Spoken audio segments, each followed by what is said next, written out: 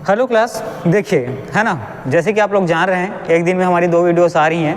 पहली वीडियो जो है आपको प्रयोगशाला परिचारक को है ना डेडिकेटेड है, और इसके बाद जो अगली वीडियो आती है वो आपके रेलवे एनटीपीसी और साथ ही रेलवे के जो उसके साथ है ना होने वाले एग्ज़ाम जैसे ग्रुप डी, टेक्नीशियन और एएलपी का CBT 1, ठीक है।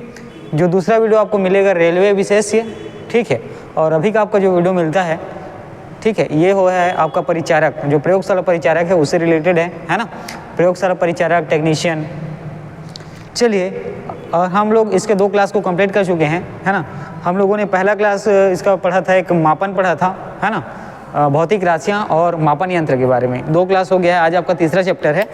और आज हम लोग पढ़ेंगे यांत्रिकी, है ना, द्रव्यमान, बल, त्वरण, कार्य, ऊर्जा, संवेग और गति के बारे में, ठीक है।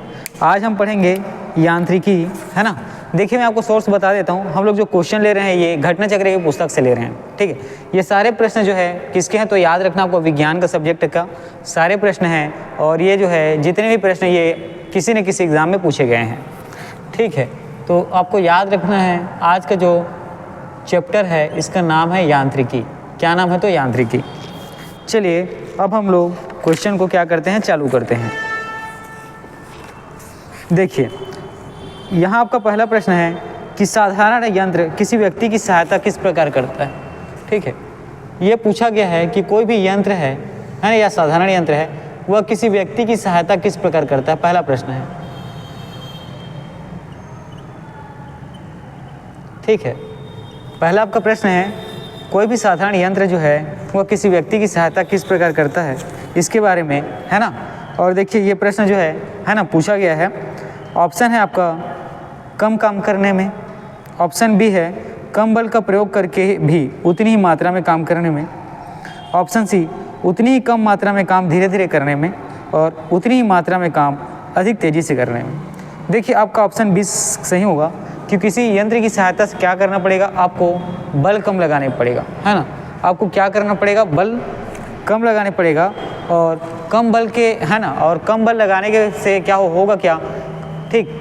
किसी भी कार्य को करने में, है ना, यंत्र की सहायता से आप करते हैं तो आप देखेंगे आपका वहाँ बल, है ना, ऊर्जा कम खर्च होती है, और जो मैकेनिक्स के माध्यम से जो यंत्र है उसके माध्यम से काम क्या है थोड़ा सा जल्दी हो जाता है। तो ऑप्शन भी यहाँ पे देखे पाएंगे कि कम बल का प्रयोग करके उतनी ही मात्रा में काम करने में, ठीक है। आप यहाँ पे क्या देख पाएंगे, ठीक। तो यहाँ पे प्रश्न आपको फिर पूछा गया है कि यंत्र किसी व्यक्ति की सहायता किस प्रकार करता है। आप किसी मशीन के माध्यम से, किसी टेक्नोलॉजी के माध्यम से, किसी यंत्र के माध्यम से काम करते हैं तो याद रखेंगे यहाँ आपको बल, है ना, या कार्य, ठीक है, बल ही लेते हैं, क्योंकि कार्य करने से यहाँ पे क्या हो जाएगा, वो चीज़ें देखें।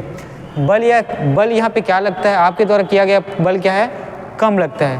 कार्य जो है जितना आपको करना है उतना ही होना है, ठीक है। आप यहाँ पे देख पाते हैं कि बल जो है क्या होता है, यहाँ पे कम लगता है ना, बल कम लगता है और काम जो है आपका हो जाता है। काम जो है क्या होता है, उतनी ही मात्रा में होता है।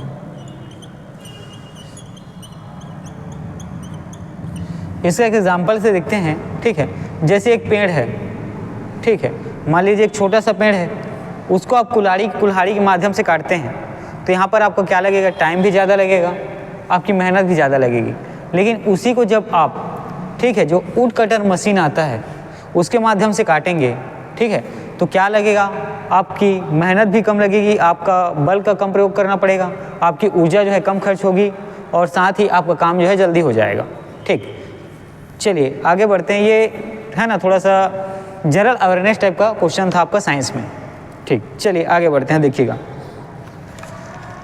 देखिए, एक व्यक्ति एक संवेदनशील तराजू पर खड़ा है, ठीक है, जो इलेक्ट्रॉनिक जो आजकल तराजू आता है उस पर खड़ा है। यदि वह गहरी सांस लेता है तो तराजू की रीडिंग क्या होगी, ये आपका प्रश्न है। और ऑप्शन है बढ़ेगी, घटेगी, रीडिंग पर कोई प्रभाव नहीं पड़ेगा, या वह बढ़ेगी या घटेगी, यह वायुमंडलीय दाब पर निर्भर करेगा। चलिए, आपका प्रश्न एक देखेंगे यहाँ पे कि एक व्यक्ति, ठीक है, व्यक्ति क्या है, संवेदनशील तराजू पर खड़ा है। किस पर, तो संवेदनशील तराजू पर।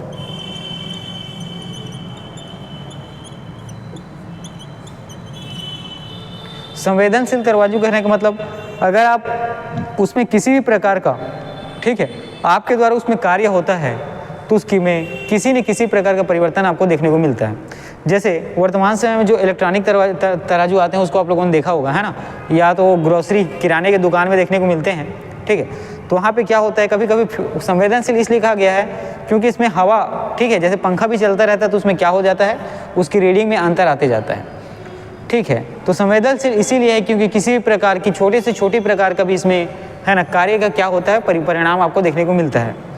तो एक संवेदनशील तराजू, इसमें एक व्यक्ति क्या होता है, खड़ा होता है और खड़े होने के बाद क्या करता है, सांस वो अंदर खींचता है, ठीक है, सांस क्या करता है, अंदर लेता है और रोक के रखता है। तो इसमें आपको देखने को मिलेगा ऑप्शन है। इसके बाद तराजू की जो भार है, ठीक है, वो क्या बढ़ेगी, कम होगी, कोई प्रभाव नहीं पड़ेगा, या कम होगा या बढ़ेगा, इसका प्रभाव जो वायुमंडलीय दाब पर निर्भर करता है। ऑप्शन 4। तो इसमें देखिएगा सबसे पहले तो क्या होगा कि एक व्यक्ति अगर तराजू पे खड़ा है और संवेदनशील है और उसके बाद सांस को क्या करता है, खींचता है और अंदर रोक के रखता है, तो क्या देखने को मिलेगा आपको कि भार यहाँ पे क्या हो जाएगा, बढ़ेगा। क्या होता है, तराजू की रीडिंग आप देख पाएंगे, रीडिंग क्या होगी, यहाँ पे बढ़ेगी, है ना, रीडिंग यहाँ पे क्या होती है, बढ़ती है। क्योंकि यहाँ पे आपको याद रखना है कि 1 लीटर वायु, ठीक है, जिसे जो वायु की मात्रा है जिसको हम लोग ऑक्सीजन के, है ना, वायु की मात्रा है जिसको हम लोग क्या करते हैं, इनहेल करते हैं, है ना, अंदर अपने क्या करते हैं, देखिए वायु के रूप में ऑक्सीजन जो है हमारे शरीर में क्या करता है, प्रवेश करता है, ठीक। तो आप अगर 1 लीटर वायु, ठीक है, वायु की यहाँ पे मात्रा देखिए, 1 लीटर वायु क्या करते हैं, अपने शरीर के अंदर क्या करेंगे, इनहेल करेंगे, तो जो व्यक्ति का वजन है 1.225 ग्राम क्या हो जाता है, बढ़ जाता है, ठीक है। तो ऐसा ही ये व्यक्ति क्या किया, तराजू पे खड़ा होता है और ऑक्सीजन को क्या करता है, ठीक है, वायु को खींच के अपने शरीर के अंदर रखता है, ठीक है। तो इसका वजन याद रखेंगे कि 1 लीटर अगर वायु आपने ऑक्सीजन के माध्यम से क्या किया है, बॉडी के अंदर लिया है, तो यहाँ पर 1.2225 ग्राम जो है आपका वजन क्या हो जाएगा, बढ़ जाएगा। क्या, तो वजन या भार क्या हो जाता है, बढ़ जाता है, ठीक है। यह है आपका दूसरा प्रश्न, ठीक है। देखिए अगला जो प्रश्न है, यहाँ पे पूछा गया है कि कौन सी राशि सदिश राशि नहीं है। ऑप्शन है विस्थापन, वेग, बल और आयतन, ठीक है। तो देखिए सदिश राशि कौन सी नहीं है, तो आपको बताना है, ठीक है। सदिश राशि देखिए इससे संबंधित प्रश्न हम लोग आगे देख चुके हैं, ठीक है, लेकिन फिर भी आप क्या करें, इसको रिवीजन के तौर पे याद रखेंगे। सदिश राशि नहीं है, ठीक है, सदिश राशि नहीं है ये पूछा है, तो आयतन जो है सदिश राशि नहीं है, ठीक है। आयतन जो है याद रखना है, सदिश राशि नहीं है, आपको याद रखना है, ठीक। सदिश राशि मैंने क्या बताया कि इसमें परिमाण होता है और साथ ही इसमें दिशा होती है, परिमाण और दिशा दोनों ही आपको सदिश राशि में देखने को मिलता है। अब देखिए सदिश राशि में आपके ऑप्शन में जो दिया गया था विस्थापन, ये जो है सदिश राशि है, ठीक है। इसके बाद अगला जो है दिया हुआ है ऑप्शन बी में जो वेग है, ये भी सदिश राशि है, और साथ ही बल जो है क्या है, तो सदिश राशि है। इन तीनों में क्या होता है, परिमाण और दिशा दोनों होती है, ठीक है। और इसके बाद आप कुछ चीज़ें और इसमें शामिल कर सकते हैं, जैसे त्वरण, त्वरण भी क्या है, सदिश राशि है। संवेग और आवेग, ठीक है, संवेग और आवेग भी क्या है, सदिश राशि है। इन सब चीज़ों को आपको याद रखना है, ठीक। चलिए अब आगे बढ़ते हैं और देखेंगे अगला। देखिए अगला क्वेश्चन भी आपको सदिश से ही देखने को मिलेगा, जिसमें पूछा गया है कि कौन सी सदिश राशि है। ऑप्शन है समय, चाल, विस्थापन और दूरी, ठीक है। समय, चाल, विस्थापन और दूरी में आपको बताना है कि इसमें सदिश राशि कौन सी है। तो देखिए विस्थापन मैंने अभी आपको बताया, ये क्या है, सदिश राशि है। इसके मतलब इसके बाद जितने भी चीज़ें ऑप्शन में दिए गए हैं वो क्या होंगी, तो वो होंगी अदिश राशि। अदिश राशि में आपको याद रखना है केवल परिमाण होता है, अदिश राशि में आपको दिशा जो है देखने को नहीं मिलता है, ठीक है। अदिश राशि में दिशा जो है क्या होती है, तो अनुपस्थित होती है। तो यहाँ पे देखिए जो अदिश राशि है इसमें आता है समय, समय जो है अदिश राशि है। साथ ही जो चाल है, चाल भी क्या है, तो अदिश राशि है। और अगला जो है दूरी है ना, जो आपके ऑप्शन में ये तीनों दिए हुए हैं, समय, चाल, दूरी, ये क्या है, तो अदिश राशि है, ठीक। इतनी चीज़ों को आपको याद रखना है। चलिए अब आगे बढ़ते हैं और देखेंगे।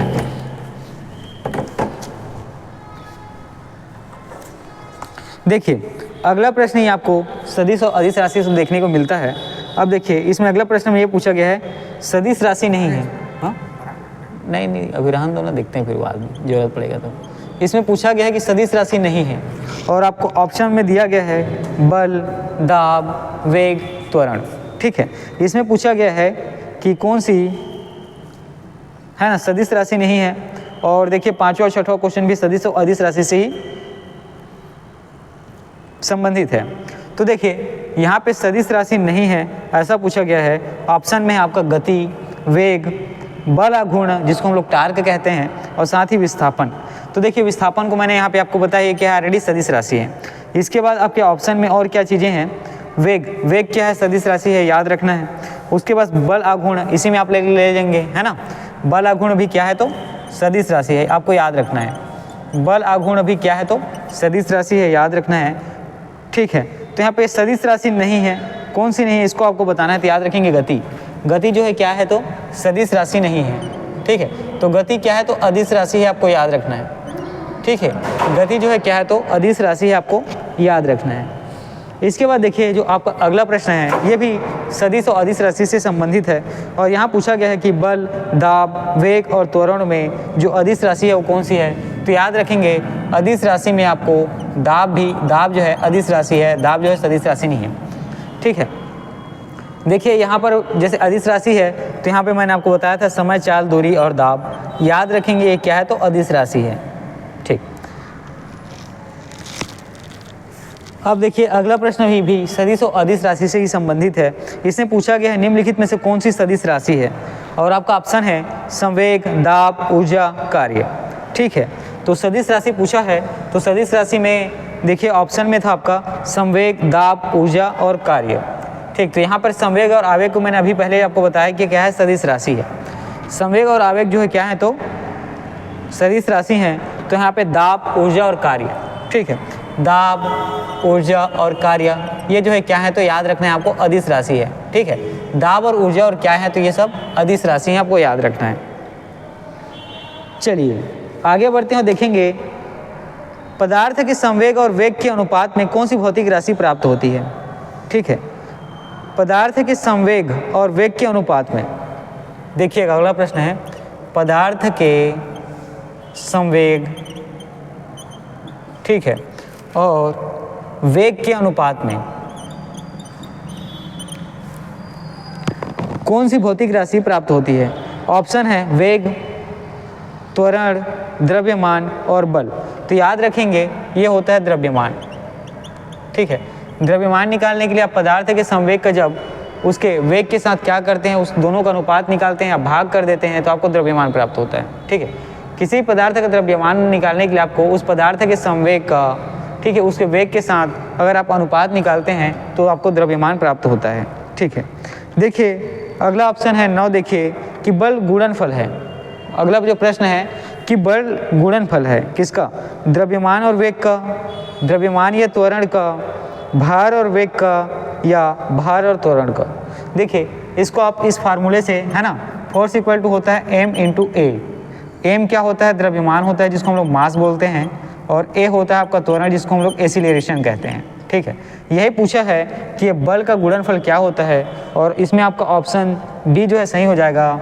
द्रव्यमान गुणित त्वरण जो है बल का है ना गुणनफल होता है, द्रव्यमान गुणित त्वरण। चलिए आगे बढ़ते हैं। यदि किसी घन के आयतन और पृष्ठ क्षेत्रफल को निरूपित करने वाली संख्याएं समान हो तो उस घन के किनारे की लंबाई की इकाई में क्या होगी, ये आपको बताना है।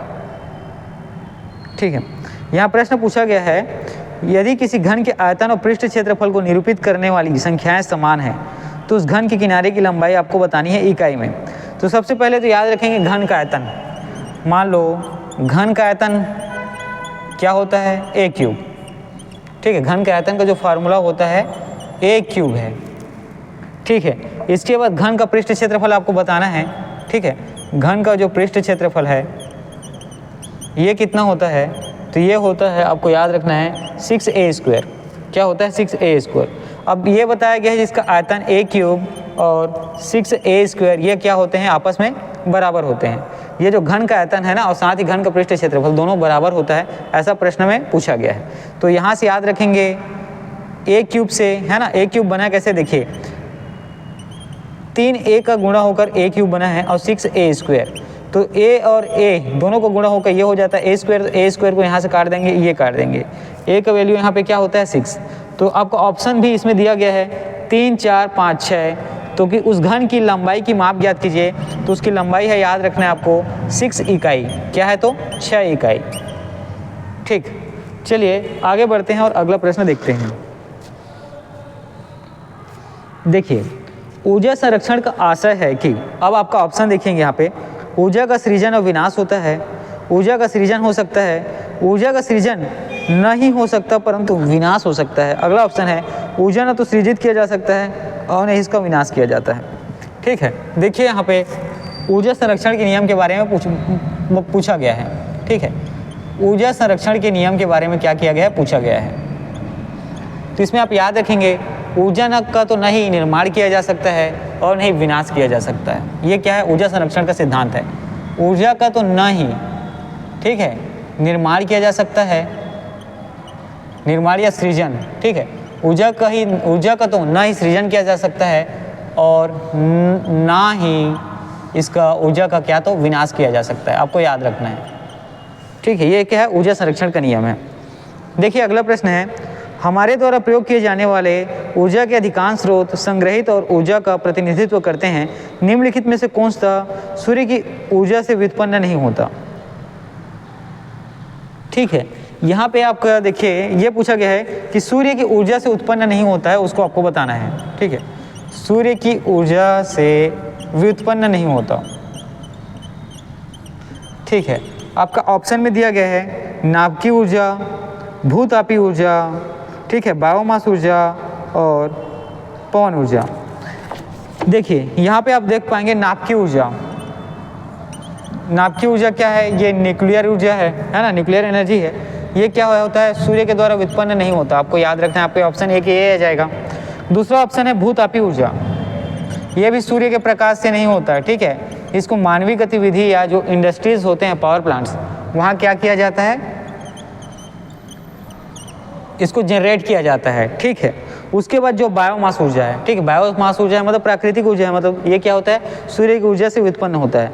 उसी प्रकार पवन ऊर्जा भी है ना, प्राकृतिक ऊर्जा है। अब देखिए हवाओं की ऊर्जा, ठीक है, जैसे हवा है तो हवाओं की ऊर्जा किस प्रकार हो, हवाओं की ऊर्जा को आप किस प्रकार से प्रदर्शित कर सकते हैं या पहचान पाएंगे कि हवाओं में ऊर्जा होती है। तो देखिए ये जो है वायु की गति पे आधारित है, हवाओं की ऊर्जा, और साथ ही देखिए वायु की जो गति होती है उस पर क्या होता है, आधारित होता है। ठीक है, वायु की गति, जिसको हम लोग वायु की गति में जो उत्पन्न गतिज ऊर्जा है उस पर, ठीक है, गतिज, देखिए है ना, काइनेटिक एनर्जी।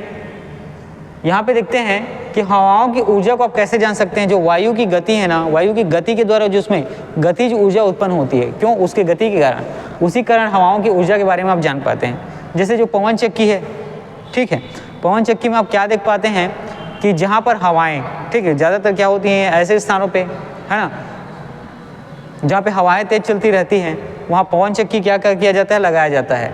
और जब हवाएं चलती हैं, ठीक है, जब तेज हवाएं चलती हैं तो पवन चक्की का जो, ठीक है, पवन चक्की का जो पंखा होता है वो क्या करने लगता है, घूमने लगता है, तेज गति से घूमने लगता है। और एक समय बाद उसकी स्पीड इतनी हो जाती है कि वो क्या जनरेट करना चालू कर देता है, बिजली। ठीक है, क्या जनरेट करना चालू कर देता है, बिजली। खैर ये बहुत विस्तृत चीज़ें हैं, इसको हम लोग जब पर्यावरण पढ़ेंगे तो वहाँ पे देखेंगे, है ना। फिलहाल आप इतना ही याद रखेंगे कि हवाओं में ऊर्जा होती है, इसको पता कैसे किया जा सकता है, तो जो वायु की जो गति होती है और गति में जो गति के कारण जो उत्पन्न उसमें ऊर्जा होती है, जिसको गतिज ऊर्जा कहते हैं, उसी कारण। ठीक है, देखिए आपका अगला प्रश्न है कि वायु शक्ति या विंड पावर में ऊर्जा का कौन सा रूप विद्युत ऊर्जा में परिवर्तित होता है। ठीक है, इसी से प्रश्न है, जब हवाएं तेज चलती हैं, जब उसमें गतिज ऊर्जा उत्पन्न होता है, ठीक है, वायु शक्ति में, हवाओं में, तो इसमें ऊर्जा का परिवर्तन कैसे होता है। तो याद रखेंगे आप, जो ये वायु की गति है, ठीक है, वायु की जो गति है ये किस में बदलता है, गतिज ऊर्जा में। ये किस में बदलता है, तो गतिज ऊर्जा में। याद रखेंगे वायु की में जो गति होती है ना, वो किससे बदलता है, तो गतिज ऊर्जा में।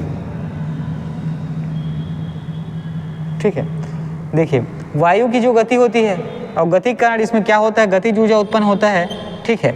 और यही गतिज ऊर्जा से बाद में आपको क्या प्राप्त होता है, विद्युत ऊर्जा, ठीक है, विद्युत ऊर्जा।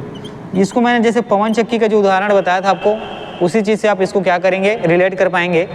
देखिए पवन चक्की क्या किया जाता है, जहाँ हवाएं जिस क्षेत्र में ज़्यादा चलती हैं उन क्षेत्रों में पवन चक्की को लगाया जाता है। लगाने का उद्देश्य क्या होता है कि जो प्राकृतिक स्रोत हैं उसके माध्यम से बिजली का उत्पादन किया जा सके, ठीक है। जो प्राकृतिक स्रोत हैं उसके माध्यम से क्या तो बिजली का उत्पादन किया जा सके। साथ ही जब चक्की का जो पंखा है वो वायु में गति मिलने के कारण धीरे धीरे उसकी गति क्या होती है, बढ़ने लगती है, जिससे उसमें क्या होता है, गतिज उत्पन्न होता है, और उसी गतिज ऊर्जा के फलस्वरूप आपको विद्युत ऊर्जा प्राप्त होती है। तो इसका प्रश्न यही है कि हवाओं की गतिज ऊर्जा का किस रूप में क्या होता है, परिवर्तन होता है। तो आप याद रखेंगे गतिज ऊर्जा का परिवर्तन आपको बाद में विद्युत ऊर्जा में होते हुए दिखता है। चलिए अब इसके बाद जो आपका अगला प्रश्न है देखते हैं। देखिए अब ये ऊर्जा में पूछा गया है कि ऊष्मा से विद्युत में, ठीक है, और विद्युत से ध्वनि में, है ना, मतलब ऊष्मा से विद्युत में, विद्युत से ध्वनि में, द्रव्यमान से ऊष्मा में, और रासायनिक से ऊष्मा एवं प्रकाश में, इसका परिवर्तन का आपको उदाहरण बताना है। एक साथ क्या करना है, इसमें सही मिलान करना है कि विद्युत का ऊष्मा में परिवर्तन किस में होता है। तो मैं पहले कुछ चीज़ों को लिखता हूँ, याद रखेंगे आप। ऊष्मा से विद्युत में परिवर्तन, ठीक है। अगला आपका है विद्युत से ध्वनि में परिवर्तन, किसमें, तो विद्युत से ध्वनि में परिवर्तन, ठीक है। इसके बाद आपका अगला है द्रव्यमान से ऊष्मा में परिवर्तन, किसमें, तो द्रव्यमान से ऊष्मा में परिवर्तन, ठीक है। इसके बाद अगला देखने को मिलता है रासायनिक से ऊष्मा एवं प्रकाश में परिवर्तन, किससे, तो रासायनिक ऊर्जा से, है ना, ऊष्मा या प्रकाश में परिवर्तन, ठीक है। चलिए अब देख पाएंगे आप, ठीक है। तो देखिए आपका ऑप्शन है कार ब्रेकिंग, कार का जो ब्रेक है इसमें कौन सी ऊर्जा का कैसे परिवर्तन होता है। उसी प्रकार नाभिकीय रिएक्टर में किन ऊर्जाओं का परिवर्तन किया जाता है। लाउड स्पीकर में, है ना, लाउड स्पीकर जो इलेक्ट्रॉनिक लाउड स्पीकर है उसमें बोलते हैं, ठीक है, उसका परिवर्तन किस प्रकार होता है। साथ ही सौर सेल और ईंधन दहन। तो देखिए ऊष्मा से विद्युत में, ये आपको याद रखेंगे सौर सेल, ठीक है, सौर सेल।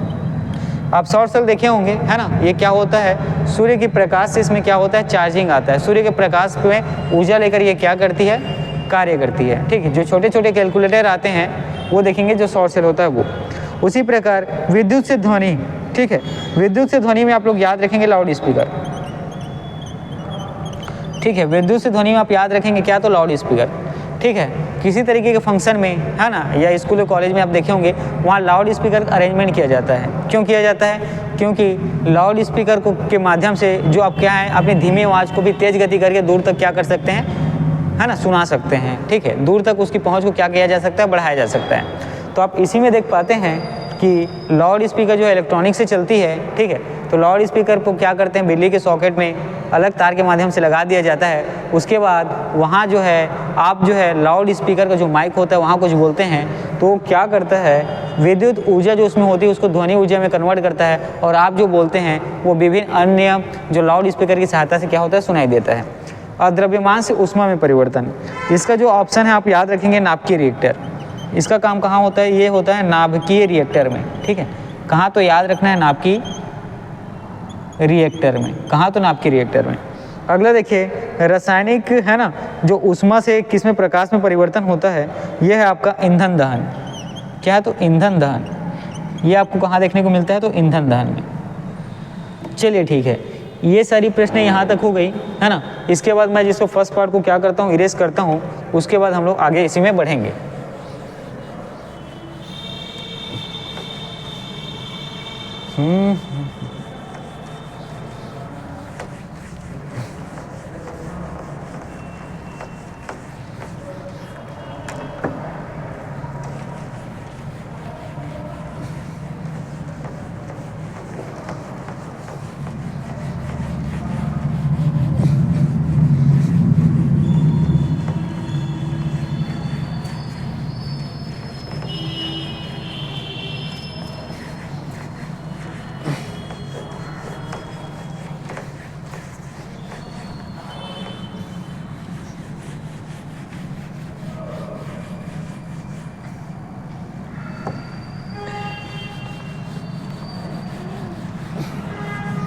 इन सब चीज़ों को क्या करेंगे आप बार बार पढ़ें, है ना।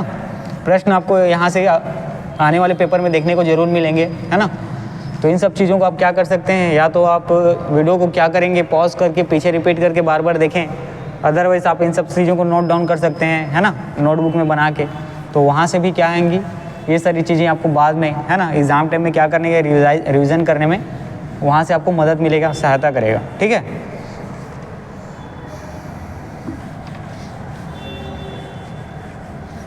चलिए ठीक है, अब हम लोग क्या करते हैं, इसी में आगे बढ़ते हैं और देखते हैं आपका, मैंने आपको सोर्स पहले से ही बताया हुआ है कि हम लोग घटना चक्र जो महत्वपूर्ण प्रश्न है ना, उसको क्या कर रहे हैं, वीडियो के माध्यम से उन सब चीज़ों को पढ़ रहे हैं, ठीक है। चलिए अब आपका अगला प्रश्न है कि गति को सर्वप्रथम किसने परिभाषित किया, है ना। गति का परिभाषा किसने दिया था, सबसे पहले ये बताना है। गति को सर्वप्रथम, ठीक है, किस वैज्ञानिक ने क्या किया, परिभाषित किया, इसके बारे में आपको बताना है, ठीक है। अब देखिए यहाँ नाम है गैलीलियो, न्यूटन, केपलर और टॉलमी, ठीक है। तो याद रखेंगे गति को परिभाषित किसके द्वारा किया गया, तो गैलीलियो वैज्ञानिक के द्वारा, ठीक। उस वैज्ञानिक का नाम गैलीलियो है, इनके द्वारा ही क्या किया गया है, गति को परिभाषित किया गया है।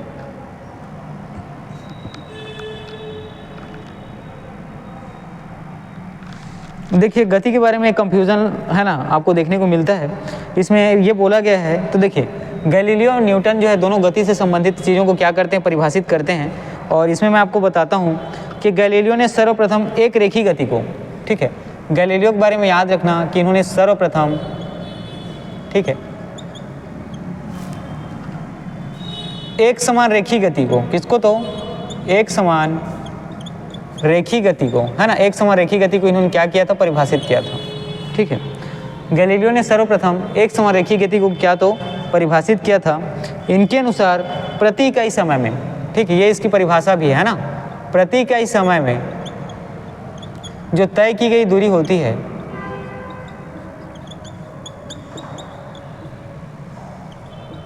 ठीक है, प्रति इकाई समय में तय की गई दूरी, ठीक है, प्रति इकाई समय में तय की गई दूरी को, है ना, तय की गई जो दूरी को गति कहते हैं।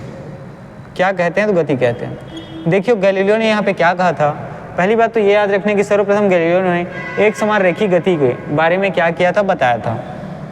इन्होंने जो गति को बताया वो कौन सी गति थी, तो एक समान रेखी गति थी, जिसमें इन्होंने कहा कि प्रति कई समय में तय की गई दूरी को, प्रति कई समय में तय की गई दूरी को क्या कहते हैं, गति कहते हैं।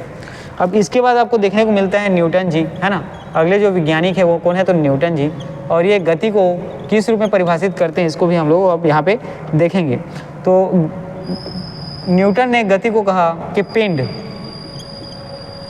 और, ठीक है, पिंड और वस्तु की गति का वर्णन करने के लिए, है ना, पिंड और वस्तु, ठीक है, पिंड और वस्तु की गति का वर्णन करने के लिए इन्हें बाद में क्या किया, गति को परिभाषित किया है, ठीक है। देखिए न्यूटन, देखिए यहाँ पे आप लोग देख पाते हैं कि गैलीलियो ने सर्वप्रथम एक समान रेखी गति का क्या किया, एक प्रतिपादन किया कह सकते हैं, ठीक है। गैलीलियो ने गति की कौन सी, है ना, प्रकृति की, तो याद रखेंगे सर्वप्रथम एक समान रेखी गति को इन्होंने क्या किया, परिभाषित किया है। उसी प्रकार न्यूटन के बारे में याद रखना है, गति के नियम इन्होंने भी दिया है। तो ये जो है पिंड और वस्तु की गति की जो नियम है उसको परिभाषित करते हैं, ठीक है, पिंड या वस्तु, ठीक है, पिंड या वस्तु की गति के नियम को परिभाषित किया जाता है, किसके द्वारा, तो न्यूटन के द्वारा, ठीक। चलिए अब देखिए न्यूटन की गति का पहला नियम जाना जाता है, आपका ऑप्शन है गुरुत्वाकर्षण का नियम, जड़त्व का नियम, संवेग के संरक्षण का नियम या ऊर्ध्वाधर गति का नियम। तो देखिए न्यूटन के गति का जो पहला नियम है ये जो है कहलाता क्या है, तो आपको याद रखना है जड़ता का नियम, क्या, तो जड़ता का नियम, जिसको जड़त्व का नियम भी कहते हैं, है ना, जड़ता का नियम या जड़त्व का नियम।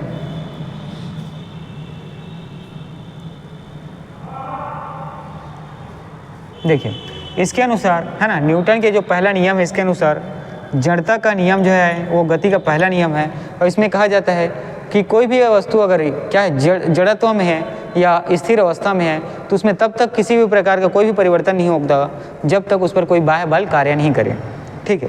तो देखिए जो न्यूटन का पहला नियम है जिसको हम जड़ता का नियम, जड़त्व का नियम कहते हैं, इसमें न्यूटन के द्वारा कहा गया है किसी भी वस्तु, ठीक है, कोई भी वस्तु यदि जड़त्व अवस्था में है या जड़ता की स्थिति में है तो उस पर तब तक किसी भी प्रकार का कोई भी परिवर्तन नहीं होगा जब तक कि वो क्या हो, उस पर कोई बाह्य बल कार्य न करे।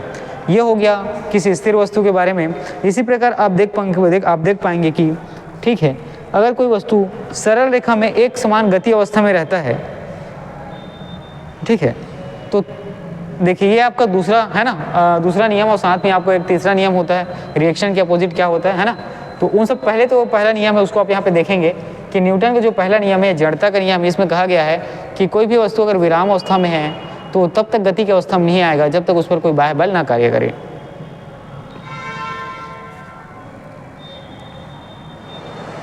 चलिए एक और प्रश्न है, एक ट्रेन जैसे ही चलना आरंभ करती है उसमें बैठे हुए यात्री को फिर पीछे की ओर क्या होता है, झुक जाना पड़ता है ना। शरीर जो है उसका क्या होता है, स्वतः ही झुक जाता है। इसका कारण क्या है? देखिए, एक ट्रेन जैसे ही, आपका प्रश्न देखिए, एक ट्रेन है जैसे ही चलना आरंभ करती है उसमें बैठे हुए यात्री सिर पीछे की ओर झुक जाता है, इसका कारण क्या है? ठीक, देखिए ये बताता है किसको, तो न्यूटन की गति के पहले नियम को हमारे जो टेक्निकल मैनेजर साहब हैं वो भी कह रहे हैं कि जड़त्व है उसका कारण है। ठीक है, ट्रेन के अचानक चलने से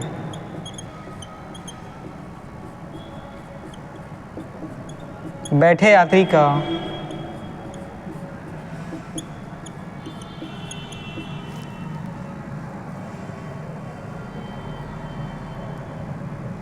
पीछे की ओर झुक जाना,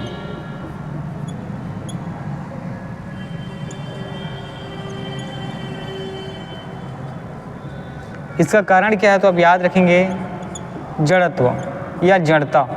ठीक, न्यूटन की गति का जो है पहला नियम, न्यूटन की गति का पहला नियम। ऐसा क्यों होता है?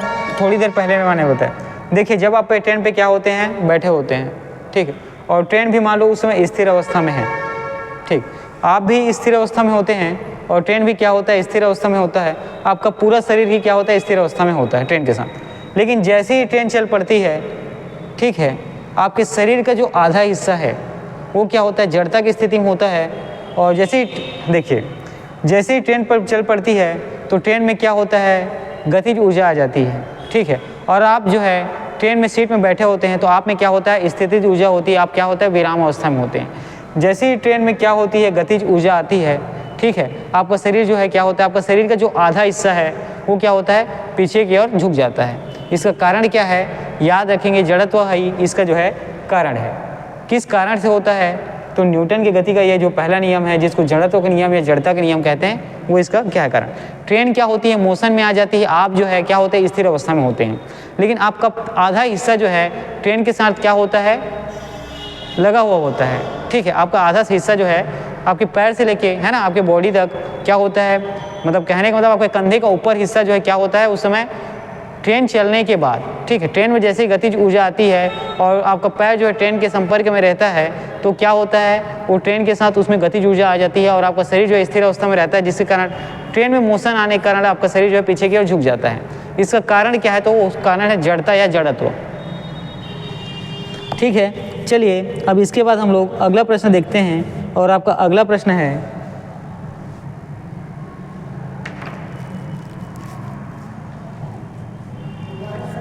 स्थित विज्ञान निम्नलिखित में से किससे संबंधित है? ठीक है, स्थित विज्ञान किसको पूछा है? स्थित विज्ञान को। ठीक, स्थित विज्ञान किससे संबंधित है, ये आपका प्रश्न पेपर में आया हुआ था और आपका ऑप्शन है गतिमान स्थित, विश्राम की स्थित, मानसिक स्थित और आंकड़ों का अध्ययन। तो याद रखेंगे स्थित विज्ञान है ना, ये क्या है, स्थित विज्ञान का ही हिस्सा है। इसमें आपकी स्थिति के बारे में पूछा गया है। तो स्थित विज्ञान में है ना आप क्या कि कौन सी स्थिति में रहते हैं? तो विश्राम की स्थिति में रहते हैं। किसमें? तो विश्राम की स्थिति में होते हैं।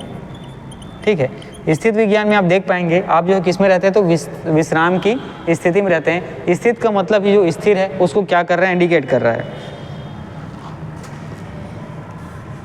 देखिए आपका अगला प्रश्न है, एक पूर्णतः घर्षणहीन पृष्ठ, ठीक है, जिसमें क्या है, घर्षण बिल्कुल भी नहीं है, मतलब क्या वो पूरी तरीके से चिकना है, समतल है, ठीक है, पर खड़ा एक व्यक्ति सीटी बजाने से अपने को गति में ला सकता है। ठीक, ये क्या है आपका प्रश्न है।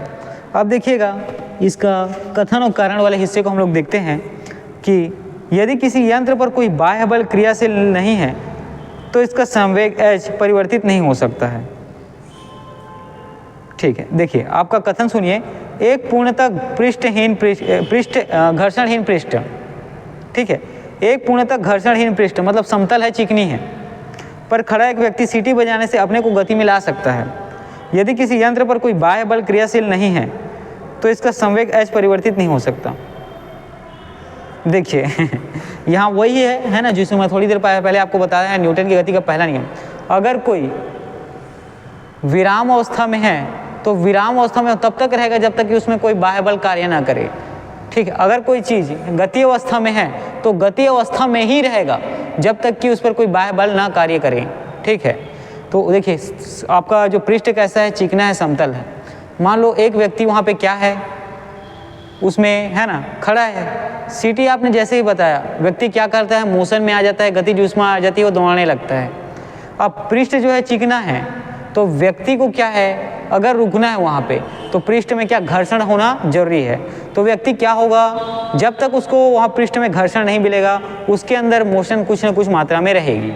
ठीक है, तो यही चीज़ें हैं जो किस पे आधारित हैं, इसके फार्मूला पे, सिद्धांत पे आधारित है। ठीक है, तो मान लो आप चिकनी सतह में क्या करते हैं, दौड़ते हैं, तो आपको रुकने के लिए क्या चाहिए, घर्षण चाहिए। अगर वहाँ, ठीक है, घर्षण नहीं मिलता आपको तो आपको रुकने में क्या हो लगेगा, टाइम लगेगा, टाइम बहुत ज़्यादा लगेगा, क्योंकि आपकी जो गतिज ऊर्जा है उसमें क्या होनी चाहिए, कमी होनी चाहिए, और कमी इतनी होनी चाहिए कि आप रुक सकें।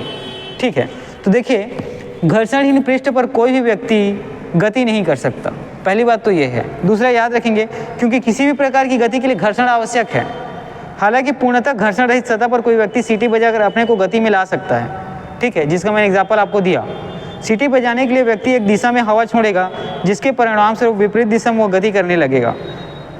ठीक, तो देखिए यहाँ पे आप लोग याद रखिएगा, मैंने आपको बताया कोई व्यक्ति अगर गति अवस्था में तो गति में ही रहेगा जब तक उस पर कोई बाह्य बल कार्य न करे, और कोई भी व्यक्ति अगर स्थिर अवस्था में है तो स्थिर, कोई भी व्यक्ति, वस्तु, स्थान या पिंड, ठीक, अगर स्थिर अवस्था में तो स्थिर में ही रहेगा जब तक उस पर कोई बाह्य बल कार्य न करे। अब देखिए पृष्ठ भी घर्षणहीन है। मान लो वहाँ पर कोई व्यक्ति क्या होता है, पहले तो है ना, क्वेश्चन के अनुसार ये बताया गया है प्रश्न में, उत्तर में, कि उसमें आदमी गति में ही नहीं आ सकता क्योंकि पृष्ठहीन है। मैं आपको बताता हूँ, चलो व्यक्ति पृष्ठहीन है और गति में आ गया सीटी बजाने के बाद, जैसे कि ये हमारा समतल या चिकना सतह है, इसमें हम लोग अपने बॉडी को थोड़ा सा फोर्स करने के बाद, कार्य देने के बाद, है ना, करते हुए किसे में ला जाते हैं, गति में ला देते हैं, गति आ जाएगी। लेकिन ठीक है, हम उसमें उसकी स्थिति में परिवर्तन कैसे कर पाएंगे, हमारी जो गति है जब तक वो गति इतनी धीमी ना हो जाए, ठीक है, कि हम रुक सकें, तब तक क्या हो जाएगा, जो गति है वो स्थिति बनी रहेगी। ठीक है, तो बेसिकली आप सिद्धांत को इतना ही समझे, है ना, कि अगर वस्तु गति में है तो जब तक बाह्य बल उस पर कार्य नहीं करेगा वो क्या होगा, स्थिर अवस्था में नहीं आएगा। जैसे आप जो है साइकिल चलाते हैं, ठीक है, तो साइकिल चलता किस कारण से है, याद रखेंगे, घर्षण के कारण से। घर्षण अगर नहीं होगा तो क्या हो जाएगा, साइकिल आप चला ही नहीं पाएंगे।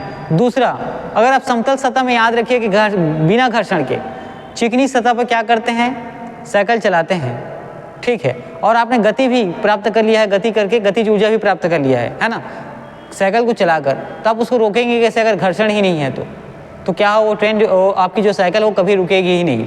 ठीक है, उसको रोकने के लिए क्या करना पड़ेगा, आपकी गति को इतना धीमा करना पड़ेगा कि आप उसको रोक सकें। कहने का मतलब जो गतिज ऊर्जा है उसको आपको क्या करने का, बहुत धीमा गतिज ऊर्जा को बहुत क्या करना पड़ेगा, उसकी गति में कंटिन्यू आपको कमी करनी पड़ेगी, और एक स्थिति ऐसी आएगी जब वो क्या हो जाएगा, लेकिन इसमें क्या होगा, टाइम ज़्यादा लगेगा।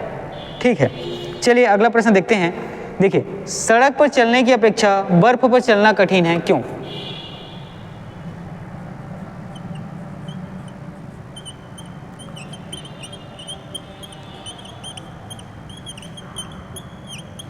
ठीक है, आप सड़क पर चलने की अपेक्षा बर्फ पर चलना कठिन है, क्यों? इसका कारण मैंने आपको अभी बताया है ना।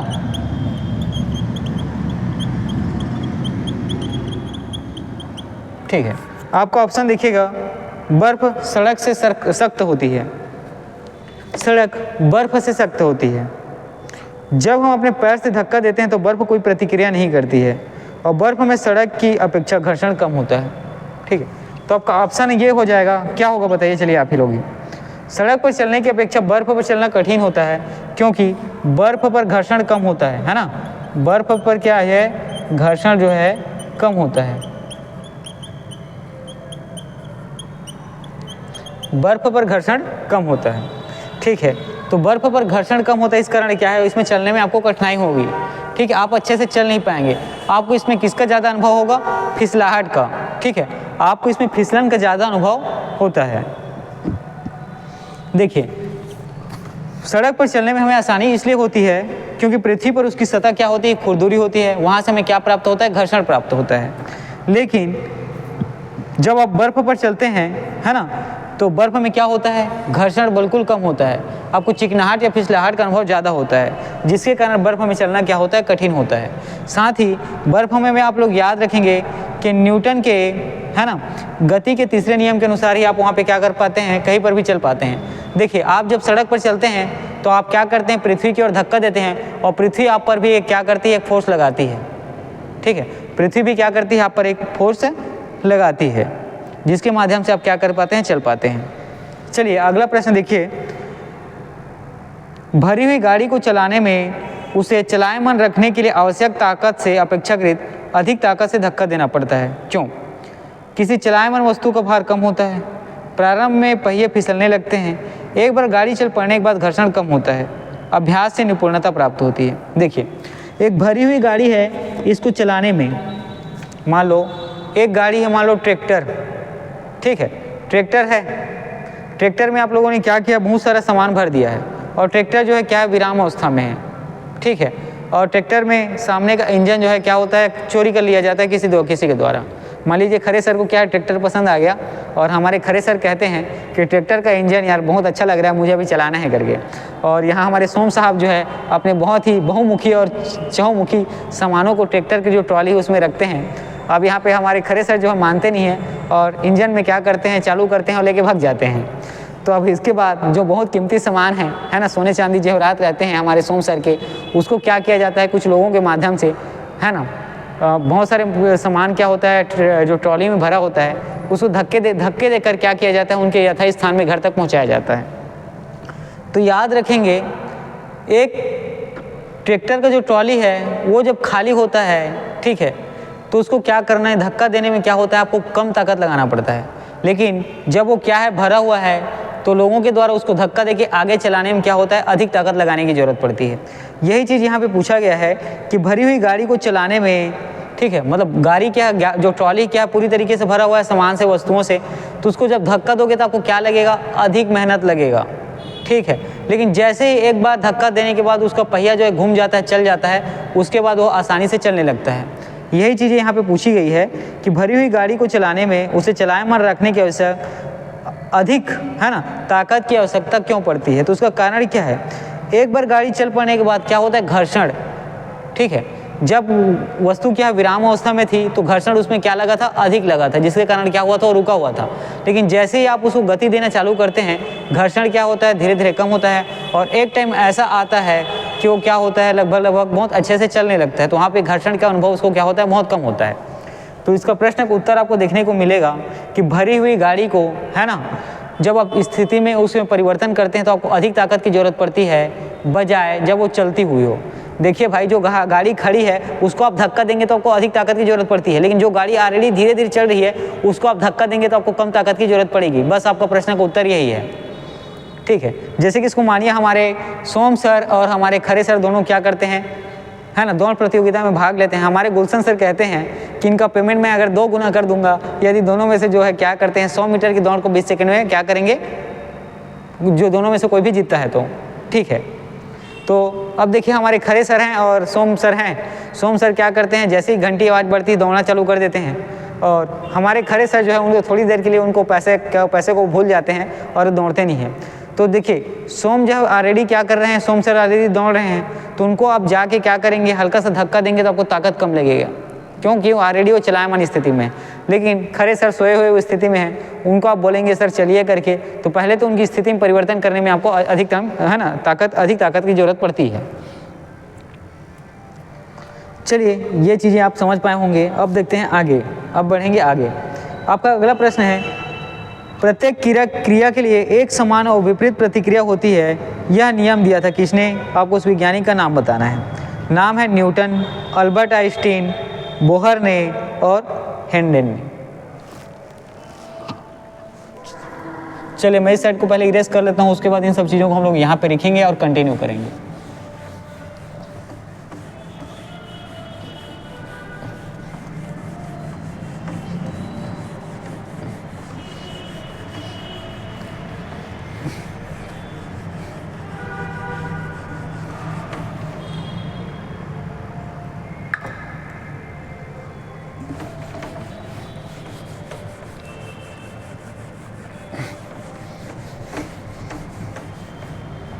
देखिए अभी के एग्जाम्पल को आप इस तरीके से समझ सकते हैं। दो बच्चे हैं, है ना, और उनको आप साइकिल चलाना सिखा रहे हैं। तो एक बच्चा जो है ना, कुछ पैडल लगाकर, है ना, क्या होता है, थोड़ी दूरी तय कर लेता है। उसके बाद, है ना, आप जो है दोनों बच्चों में अब ताकत का अनुभव किस प्रकार करेंगे? जो बच्चा जो है साइकिल ऑलरेडी चला रहा है, कुछ पैडल वो आगे बढ़ा लिया है, चक्के के पहिए घूम रहे हैं, तो उसको आप धक्का देंगे तो उसमें आपको ताकत की जरूरत कम पड़ेगी। और जो बच्चा बिल्कुल अभी क्या स्थिर अवस्था में है, उसको जब उसकी स्थिति में परिवर्तन करने के लिए आपको अधिक बल लगाने की जरूरत पड़ती है।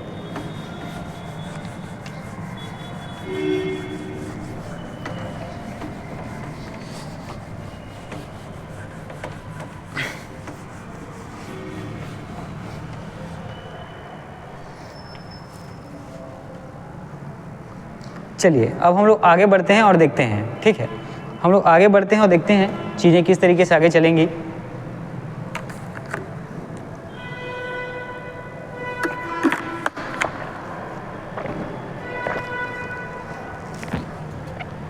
देखिए चलिए अब हम लोग आपका अगला प्रश्न देखते हैं कि प्रत्येक क्रिया के लिए एक समान और विपरीत प्रतिक्रिया होती है ना। आप जो प्रत्येक क्रिया करते हैं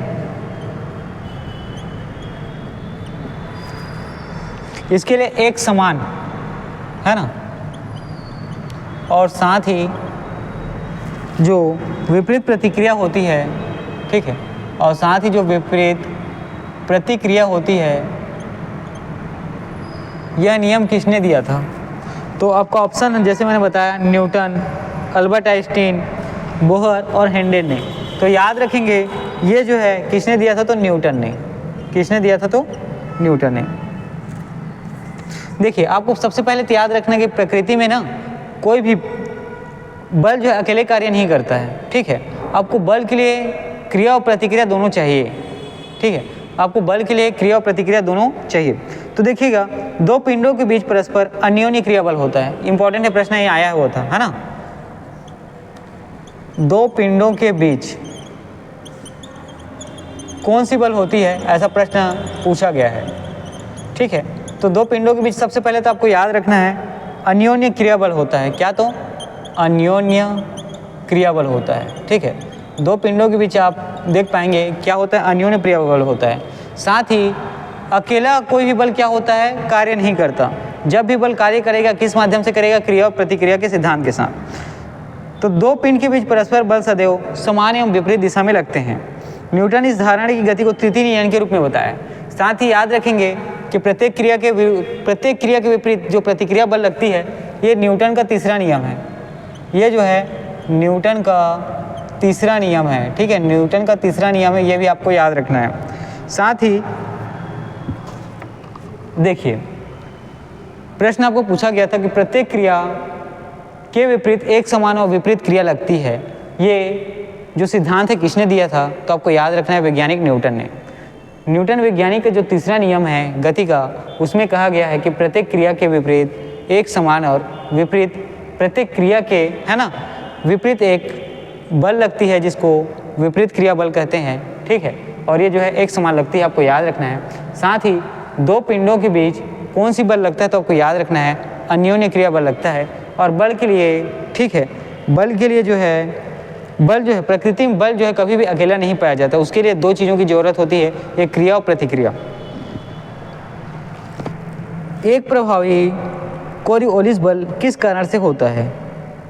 ठीक है, देखिए ये कोरियोलिस बल के बारे में आपका अगला प्रश्न है। ठीक है, याद रखेंगे जो कोरियोलिस बल है इसका कारण क्या है, किस कारण से ये होता है, तो याद रखेंगे पृथ्वी का घूर्णन। ठीक है, हमारी पृथ्वी जो अपने स्थान पे घूर्णन करती है, घूमती है,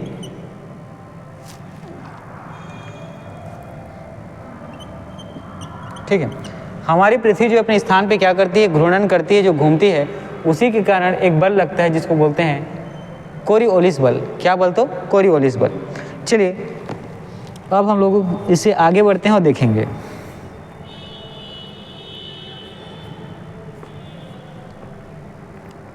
आपका अगला प्रश्न न्यूमेरिकल से संबंधित है। एक मनुष्य स्थिर नाव से 5 मीटर प्रति सेकंड की चाल से कूदा और नाव 0.5 मीटर प्रति सेकंड की चाल से खिसकी। बताइए कि नाव का द्रव्यमान मनुष्य का द्रव्यमान का कितना गुना है। ठीक है, देखिए एक मनुष्य जो क्या होता है, नाव में बैठा होता है। ठीक है, एक मनुष्य जो है क्या होता है, नाव में बैठा होता है, और जब वो नाव से नदी में जंप करता है तो 5 मीटर प्रति सेकंड की चाल से वो कूदता है। तो व्यक्ति के बारे में याद रखना कितना, तो 5 मीटर प्रति सेकंड की चाल से व्यक्ति जो है क्या करता है, कूदता है या जंप करता है। फिर देखते हैं, और जैसे व्यक्ति क्या करता है, नाव से 5 मीटर प्रति सेकंड की चाल से कूदता है, तो आप यहाँ पे देख पाते हैं कि नाव जो है ना, यहाँ नाव जो है 0.5 मीटर प्रति सेकंड की चाल से खिसकती है। कितना, तो 0.5 मीटर सेकंड की चाल से क्या होती है, खिसकती है, अपने स्थान से परिवर्तित होती है। तो बताइए कि नाव का द्रव्यमान मनुष्य के द्रव्यमान का कितना गुना है। ठीक है, तो नाव का यहाँ द्रव्यमान, ठीक है, नाव का द्रव्यमान जो है मनुष्य के द्रव्यमान का, ठीक है, नाव का द्रव्यमान मनुष्य के द्रव्यमान का, ठीक है, कितना गुना है ये आपको बताना है। ठीक है, नाव का द्रव्यमान मनुष्य के द्रव्यमान का कितना गुना है ये आपको बताना है। चलिए देखिए, व्यक्ति के द्रव्यमान को आप मान लीजिए m। ठीक है, व्यक्ति के द्रव्यमान को आप मान लेंगे m। ये देख, ठीक है, मास ऑफ मैन। ठीक है, इसको मैंने इस तरीके से लिखा हुआ है, और यहाँ पे कुछ अलग चीज़ें हैं समझने के लिए। देखिए, जो मनुष्य का द्रव्यमान है ना, मास ऑफ मैन, इसको हम लोगों ने निरूपित किया mm से। उसी प्रकार जो बोट का द्रव्यमान है उसको हम लोगों ने निरूपित किया है mb से, और जो इसकी चाल है उसको आगे हम लोग देखते हैं। चलिए ठीक है, देखिए, तो मानव व्यक्ति का द्रव्यमान m तथा नाव का द्रव्यमान n यहाँ पे अलग से लिया हुआ है, जिसको मैंने लिया है व्यक्ति का द्रव्यमान आप लोग यहाँ पे याद रखेंगे mm है, और नाव का द्रव्यमान है mb। ठीक है, इसके बाद आपके प्रश्न में कहा गया है, देखिए जब व्यक्ति जो है क्या होता है, नाव में होता है ना, जब तक वो जंप नहीं किया होता है, तो आप नाव और व्यक्ति के पूर्व संवेग, ये देखिए नाव और व्यक्ति, ठीक है, जब क्या होते हैं, व्यक्ति नाव में सवार होता है और उसके कूदने की पहले की स्थिति में यहाँ आप संवेग निकालेंगे तो आपको संवेग कितना होता है, वेग परिवर्तन की दर को हम संवेग कहते हैं, और ये होता है 0। कितना होता है, 0। ठीक है, उसके बाद यहाँ पर देख पाते हैं जब क्या करता है व्यक्ति जो है नाव से कूदता है, कितने से, तो देखिए 5 मीटर प्रति सेकंड की चाल से, और साथ ही नाव जो है क्या होती है, उसमें परिवर्तन होता है, नाव जो है खिसकती है 0.5 मीटर प्रति सेकंड की चाल से। तो इसमें जो संवेग होता है, वेग परिवर्तन की दर, ठीक है, इसमें जो संवेग होता है, उत्पन्न होता है, उसको हम लोग देखेंगे, वो आपको देखने को मिलता है। ठीक है, जो मास ऑफ मैन है ये होता है 5 से, और इनके भी जो डिफरेंस आएगा वो देखिएगा, मास ऑफ बोट आप देख पाएंगे 0.5 मीटर प्रति सेकेंड। ठीक है, तो यहाँ से आपको क्या मिलता है ये देखें आप। ठीक, तो संवेग हम लोग यहाँ पे 0 ले लेते हैं। अब इसमें पूछा क्या गया है प्रश्न में कि मनुष्य, नाव का द्रव्यमान मनुष्य के द्रव्यमान का कितना गुना होगा। ठीक है, तो यहाँ आप देखेंगे, ठीक है, ये इधर हो गया, तो यहाँ पे man of boat into 0.5 equal to mass of man into 5। आप इसको इस तरीके से ले लेंगे। इसके बाद आपको बताना है, प्रश्न जैसे पूछा गया है कि नाव का द्रव्यमान, ठीक है, तो ये नाव का जो द्रव्यमान है mass of boat equal to हो गया mass of man into 5 divided by 0.5। ये होता है लगभग इसका आंसर आ जाएगा। इसको आप अच्छे से और सॉल्व करेंगे तो मास ऑफ मैन इंटू 5 हो गया, और 0.5 का 5 में लेंगे, और इसके बाद क्या होता है, नीचे में आप यहाँ दशमलव है तो वहाँ पे 1 लेके ऊपर में है ना, नीचे वाला हिस्सा जो क्या होता है, दशमलव हटाएंगे तो 1 और 0 आ जाता है। दशमलव के नीचे 1 और उसके बाद जितनी संख्या आती है उतने 0 लगाते हैं, तो ये जो है ऊपर में आ जाएगा, है ना।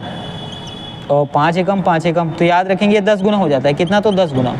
ठीक, कितना होता है तो याद रखेंगे 10 गुना। ये प्रश्न जो है आपको प्रश्न में पेपर में पूछा गया है, तो कितना होता है तो याद रखेंगे ये आपको 10 गुना होते हुए दिखता है, ठीक है। तो नाव का द्रव्यमान मनुष्य के द्रव्यमान का कितना गुना हुआ तो आपको याद रखना है 10 गुना। चलिए इस हिस्से को अब मैं मिटा देता हूँ, इसके बाद हम लोग क्या करेंगे, आगे प्रश्न को देखेंगे, इसी में कंटिन्यू।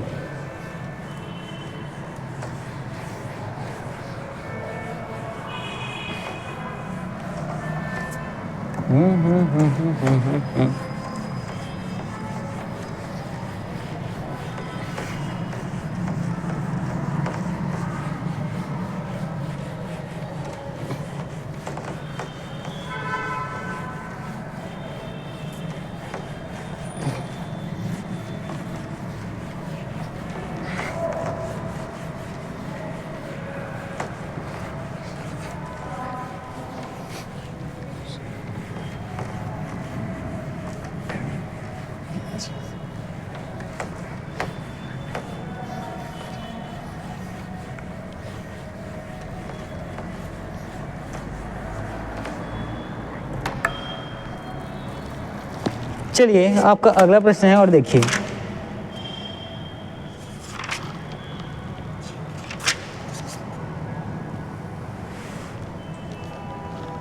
दो समान द्रव्यमान की वस्तुओं की गतिज ऊर्जा का अनुपात 4 और 9 है, ठीक है।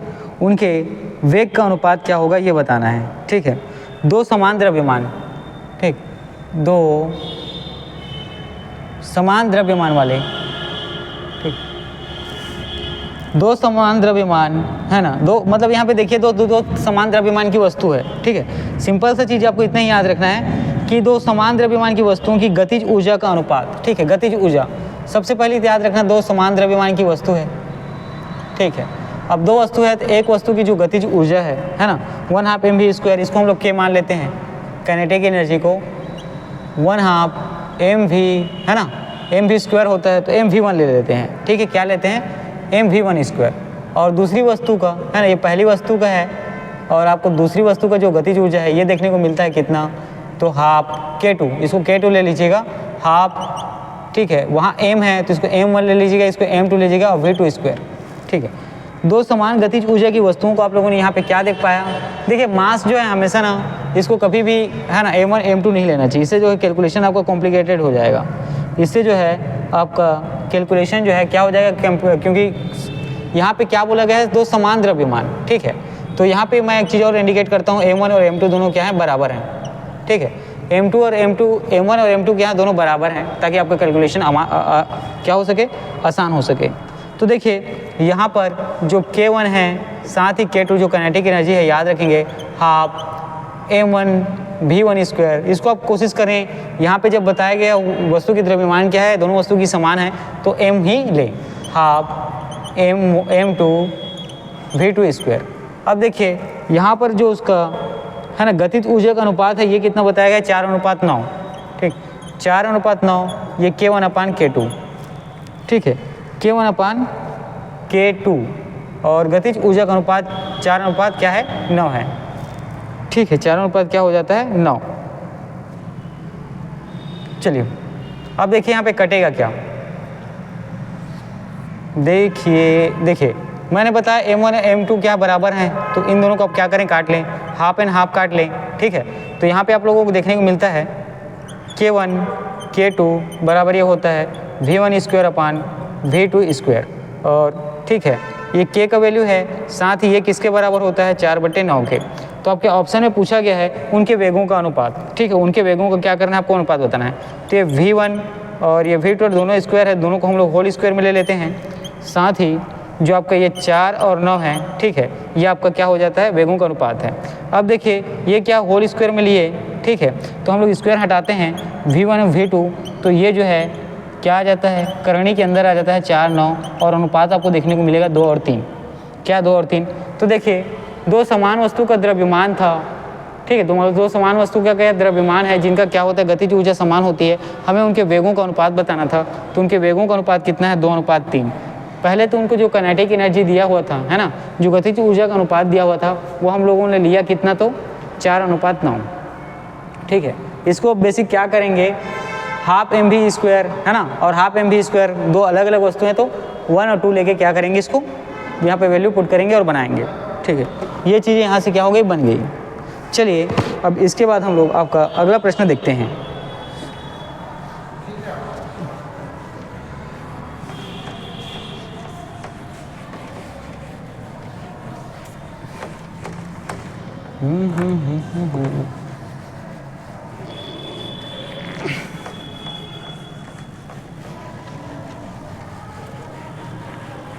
क्वेश्चन बहुत ही इजी था, है ना। इस तरह के क्वेश्चन आपको आने वाले पेपर में देखने को मिल सकते हैं। वैसे हमारे यहाँ न्यूमेरिकल क्वेश्चन ज़्यादा पूछे नहीं जाते हैं, फिर भी आप इस तरीके के क्वेश्चन में क्या करेंगे, जो इजी टाइप के क्वेश्चन हो, है ना, फार्मूला बेस, जिसमें मास निकालने के लिए पूछा गया हो, काइनेटिक एनर्जी संबंधित हो, उनके वेगों के अनुपात से संबंधित हो, इन सब चीज़ों को अच्छे से देख लेंगे, पढ़ेंगे।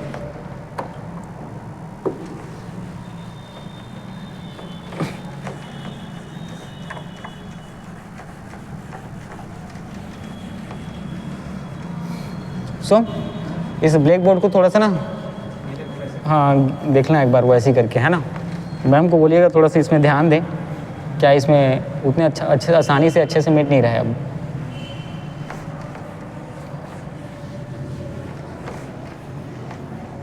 चलिए आगे बढ़ते हैं। ठीक है, आगे बढ़ते हैं और आपका अगला प्रश्न देखते हैं।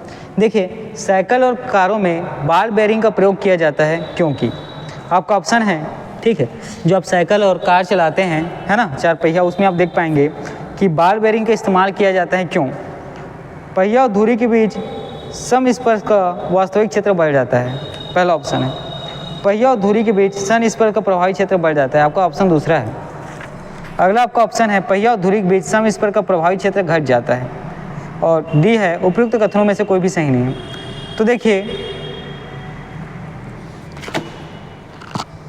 साइकिल, है ना, जो आप साइकिल चलाते हैं वो, और साथ ही जो कारों में, ठीक है, जो कार या 4 पहिया है उसमें जो बॉल बेयरिंग का प्रयोग किया जाता है क्योंकि, ठीक है, बॉल बेयरिंग का प्रयोग किया जाता है, इसका कारण क्या है? ठीक है, तो देखिए ऑप्शन सी आपका आंसर होगा, जिसमें क्या बताया गया है, पहिया और धुरी के बीच, ठीक है, क्या, तो पहिया और धुरी के बीच, ठीक है, पहिया और धुरी के बीच क्या होता है, समस्पर्श प्रभावी क्षेत्र घट जाता है।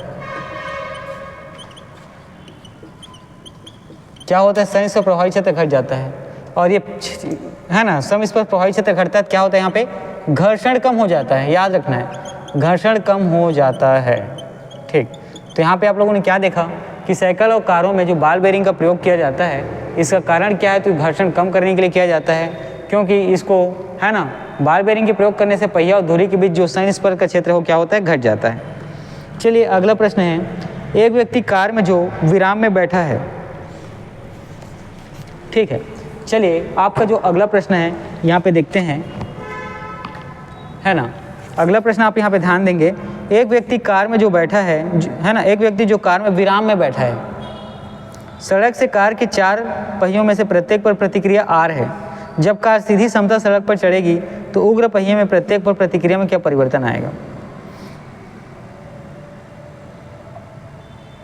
ठीक है, तो इसका ऑप्शन दिया है या R से अधिक होगा, R से कम होगा। देखिए, किसी वस्तु में गतिक जो घर्षण है वो अविलंब प्रतिक्रिया के समानुपाती और स्थैतिक घर्षण से कम होता है। याद रखेंगे, किसी वस्तु में जो गतिक घर्षण है, क्या, तो किसी वस्तु में जो गतिक घर्षण होता है, ठीक है, ये जो है अविलंब प्रतिक्रिया के समानुपाती, किसके, तो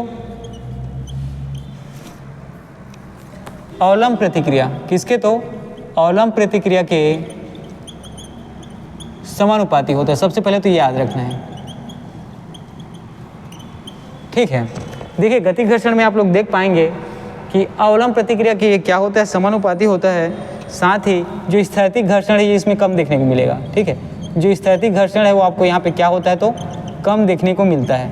ठीक है, तो आपका ऑप्शन बस यही है कि क्या होगा, स्थैतिक घर्षण कम होगा, मतलब R कम होगा। तेल से अंशतः भरा हुआ तेल का एक टैंकर समतल सड़क पर आगे की ओर एक समान त्वरण से जा रहा है, तेल का मुक्त पृष्ठ क्या होगा? ऑप्शन है क्षैतिज बना रहेगा। क्षैतिज से इस प्रकार अनंत होगा कि पिछले सिरे तक कम गहराई होगी, और क्षैतिज से इस प्रकार अनंत होगा कि पिछले सिरे पर अधिक गहराई होगी। देखिए समतल सड़क पर समान त्वरण से गति करने के कारण टैंकर में उपस्थित तेल का जो मुक्त पृष्ठ है क्षैतिज से इस प्रकार अनंत होगा कि पिछले सिरे पर अधिक गहराई होगी। ठीक है, ये प्रश्न आया है ना। इसका कॉन्सेप्चुअल चीज़ें जो है आपको यहाँ पे याद रखनी है कि मान लो तेल से भरा हुआ एक टैंकर है और समतल सड़क पर चल रहा है, ठीक है, और उसका त्वरण भी क्या है, एक समान है। तेल तो जो तेल का, ठीक है, जो मुक्त पृष्ठ है इसके बारे में पूछा गया, तो आपको याद रखना है क्षैतिज से इस प्रकार अनंत होगा कि पिछले सिरे पर क्या होगी, गहराई अधिक होगी। अगला प्रश्न देखिए, एक तीक्ष्ण वृत्ताकार पथ पर तीव्र गति से जाता हुआ 4 पहियों वाला वाहन बाहरी पहियों पर उल्टेगा, अंदर के पहियों पर उल्टेगा, बाहर की तरफ फिसलेगा, अंदर की तरफ फिसलेगा। देखिए यहाँ पे आपको ऑप्शन आएगा बाहरी पहियों पर उल्टेगा। एक तीक्ष्ण वृत्ताकार पथ पर तीव्र गति से जाता हुआ 4 पहियों वाला वाहन, मतलब एक वृत्ताकार पथ है, वहाँ आप तेज़ी से क्या करते हैं, कार को चलाते हैं, 4 पहियों वाहन को चलाते हैं, तो उसमें होगा क्या। देखिए कोई भी गाड़ी वांछित चाल के सापेक्ष तेज चल रही है तो मोड़ पर बाहर की ओर फिसलने लगती है, मोड़ पर क्या होगी, बाहर की ओर फिसलने लगती है, परंतु तब घर्षण बल भीतर की ओर लगकर क्या करता है, अभिकेंद्री बल उसको प्रदान करता है। वो ऐसा ही है जैसे मोड़ पर आप साइकिल को क्या करते हैं, मोड़ते हैं। एक तीक्ष्ण वृत्ताकार पथ पर वाहन बराबर की ओर फिसलेगा और पहियों पर ही क्या हो जाएगा, उलट जाएगा। ठीक है, एक मान लो एक वृत्ताकार क्या है, पथ है, इसमें जो है आप क्या करते हैं, कार जो है क्या होती है, तेज गति से, कार जो है तेज गति से इसमें चलती है, तो पहिए याद रखेंगे, है ना। तो इसमें आप देख पाते हैं कि बाहर की ओर फिसलने लगती है, क्या होती है, बाहर की ओर फिसलने लगती है, और साथ ही इसमें क्या होता है, अभिकेंद्री बल भी लगता है बाहर की ओर। इसमें आप क्या देख पाते हैं, अभिकेंद्री बल भी इसमें लगता है। तो आपका ऑप्शन जो है यहाँ पर ए है, बाहरी पहिए पर क्या होगा, लटकेगा, बाहरी पहिए पर क्या हो जाएगा, लटक जाएगा। देखिए अगला प्रश्न है, किसी बल्लेबाज द्वारा क्रिकेट की गेंद को मारने पर गेंद समतल जमीन पर लुढ़कती है, कुछ दूर लुढ़कने के पश्चात गेंद रुक जाती है। गेंद रुकने के लिए धीमी होती है क्योंकि गेंद की गति की दिशा के विपरीत भी एक बल कार्य करता है, जिसको मैंने आपको क्या बताया था, जड़त्व के नियम, घर्षण, है ना।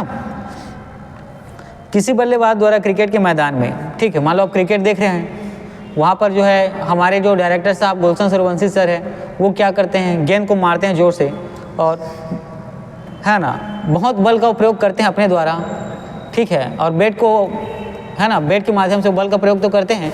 गेंद क्या होती है, बाउंड्री 4 रन जाने के थोड़ी देर पहले क्या होती है, रुक जाती है।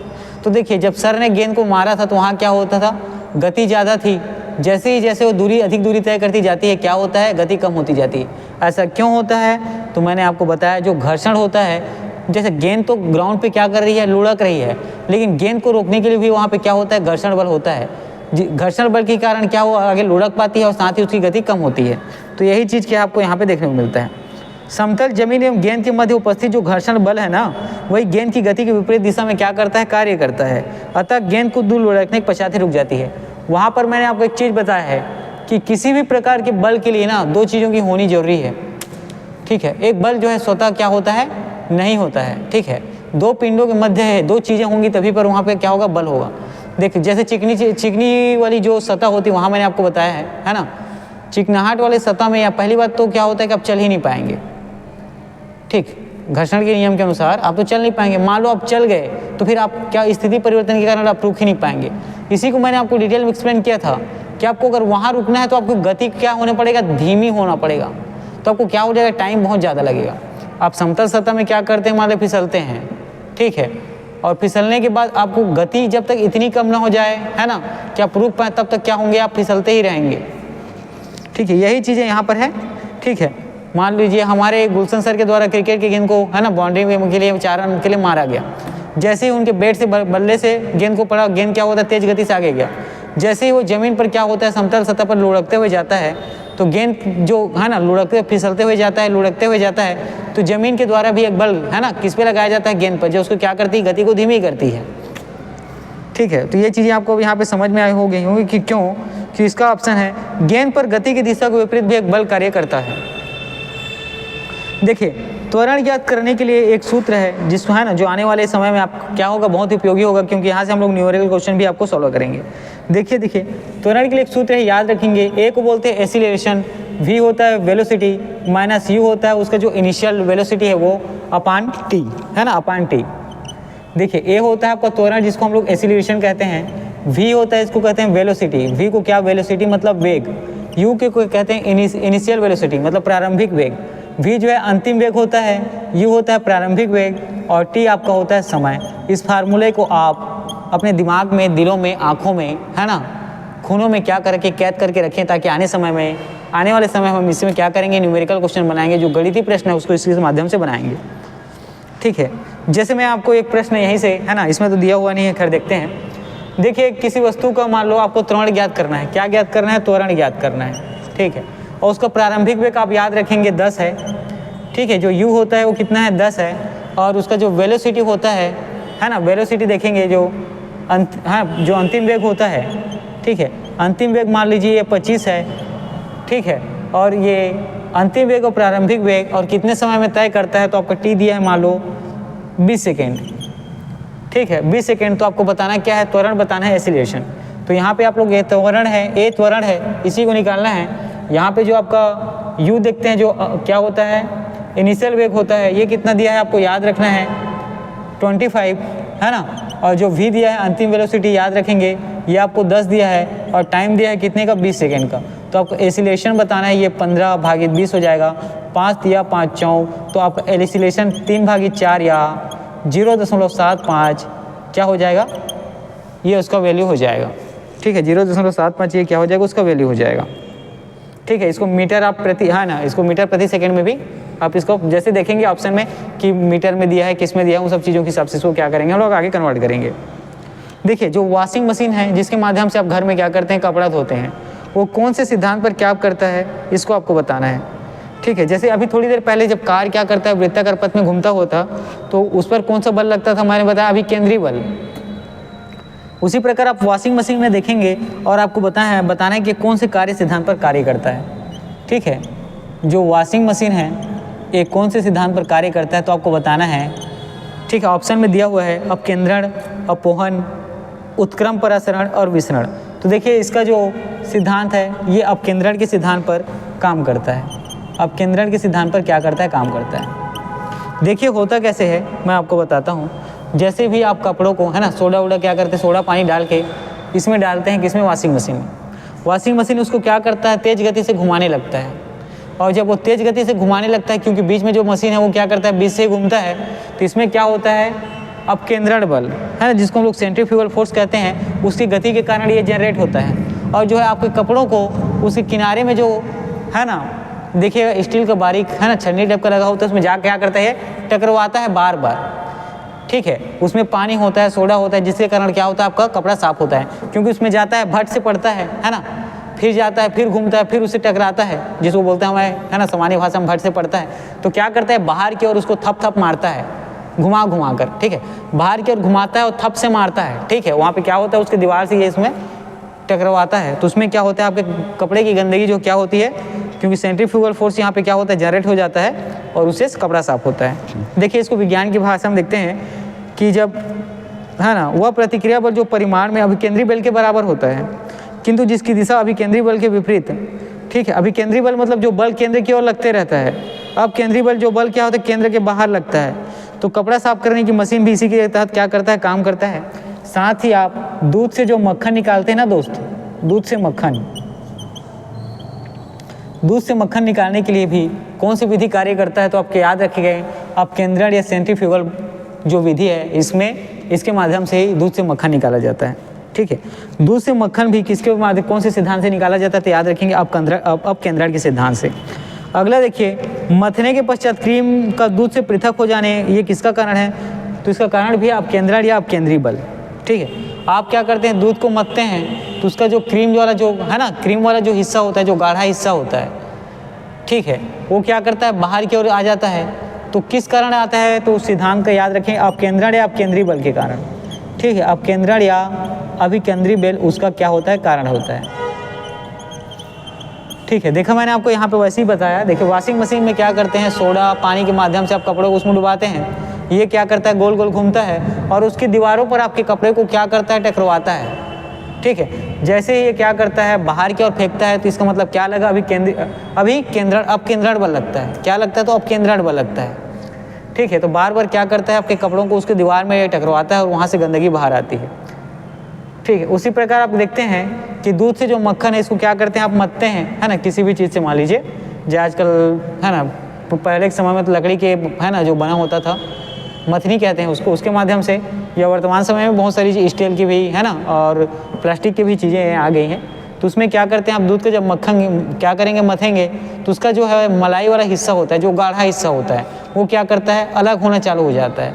क्यों होता है, क्योंकि आप क्या करते हैं, उसके बीच वाले हिस्से में क्या करते हैं, गति उत्पन्न करते हैं। कौन सी गति, तो आप केंद्रण बल की गति। उसके बाद वो क्या करता है, किनारे में जाके जमने लगता है। जब आप उसको गोल गोल से घुमाते हैं तो उसकी अपकेंद्रण बल क्या करता है, जिस बर्तन पे आप रखे रहते हैं उसके दीवारों पे जाके टकराती है, ठीक है, उसके दीवारों पर जाके टकराती है और अलग ही है ना मलाई से क्या हो जाता है, बाहर निकल आता है। ठीक है, देखिए आज का हम लोगों की क्लास का जो टॉपिक था, याद रखिए, इसमें हम लोगों ने कुछ चीज़ों को देखा है। इसमें आप लोगों ने पढ़ा है कुछ चीज़ों के बारे में, जिसमें द्रव्यमान के बारे में आप लोगों ने पढ़ा, बल के बारे में पढ़ा, त्वरण के बारे में पढ़ा, कार्य की चीज़ें देखी, ऊर्जा, संवेग और गति से संबंधित चीज़ों को हम लोगों ने कुछ चीज़ों को यहाँ पे देखा। इसके बाद हम लोग आगे गुरुत्व के अधीन जो गति है उसके बारे में पढ़ेंगे, ठीक है, और गुरुत्व के अधीन जो गति है उसके आगे फिर हम लोग पढ़ेंगे जो स्थूल पदार्थ होते हैं उनके गुण, है ना, जिसमें प्रतिस्थता क्या होता है, पृष्ठ तनाव क्या होता है, केशिकत्व क्या होता है, केशिकत्व का उदाहरण, साथ ही असंजक और ससंजक बल क्या होता है, इन सब चीज़ों के बारे में। ठीक है, देखते हैं, है ना, आगे की क्लासेस आपको किस तरीके से चलेंगी। इसके बाद जो आपका अगला क्लास है, ठीक है, इसके बाद जो आपका अगला क्लास है, आप याद रखेंगे वो रेलवे एनटीपीसी को क्या हो जाएगा, डेडिकेटेड रहेगा। तो अगले क्लास में हम लोग रेलवे एनटीपीसी से संबंधित चीज़ों को पढ़ेंगे। चलिए ठीक है, आज की क्लास मैं यही नहीं करता हूँ।